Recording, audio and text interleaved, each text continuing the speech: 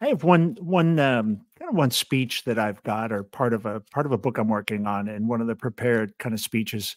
You'd enjoy the metaphor, the ideas called Tom Yum team building, and it's Ah, after the Thai soup, the Thai dish Tom Yum seafood, like kind of a hot and sour, spicy seafood dish, mhm, and I use that as a metaphor for team building and the importance of you know each part plays its role in the soup.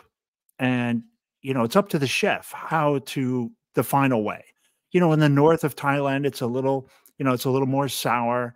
It's a little spicier, a little more thin. And then you get down the further you go south, it gets a little sweeter. Maybe they throw a little bit more coconut milk in it, but you'd never mistake the dish for anything but what it is. right. And too many chilies, it's not nice. Too much Mhm, lemongrass, it's not nice, and if you get too much ginger or garlic or, this depending upon the seafood, if it's not fresh, right, it's gonna have, if you use frozen or you just use, the meat only and not the whole body of a prawn. mhm. And, just this importance of and the beauty of it when you do get this diverse group together and put them in one place and you let it come together, you cook it, it can be such an amazing dish.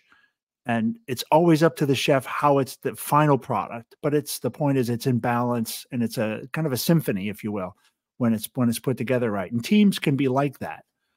Right. If I love that. I just wrote that down. I love that. I think that's a fantastic metaphor that's really quite powerful. And with our experience in Asia, it definitely resonates even more. But I think the concept of how all, little sprinklings of this or that can have, and in the case of a team, right, it's a skill or an attribute, have a yes, huge impact on how the team operates. yeah.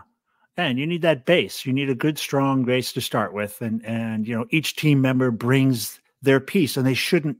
They don't look. A mushroom is not looking like a chili, and it's a completely different function in the soup.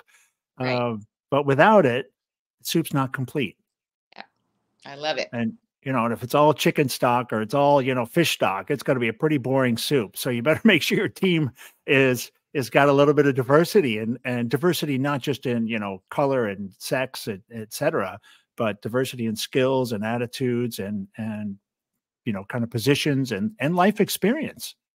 You know, Absolutely. I agree with you. And my view on diversity is it's very much, if not mostly, about diversity of thought, style, I approach more yeah. than Yeah, that's what I hope diversity comes out of. That's what you need on a team. Everybody's got their skill. They're all skill players. right. They're all skill players, but sometimes you need to, boy, I look at some of the CFOs that I've worked with and actuaries, and at times when I wanted to do something and you're in the executive room and you always get that spicy CFO. I Hmm. used to have my nemesis, and I still chat with, I'm still friends with my one nemesis CFO.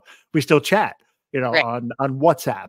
For people who haven't been out of the country, WhatsApp is a really great international communication app, and we still chat on WhatsApp and talk about life and stuff. And boy, we used to sit across from each other in meetings, and our teams would do battle, and we would do battle, to try to get to the greater good for the company. But we were I, diverse.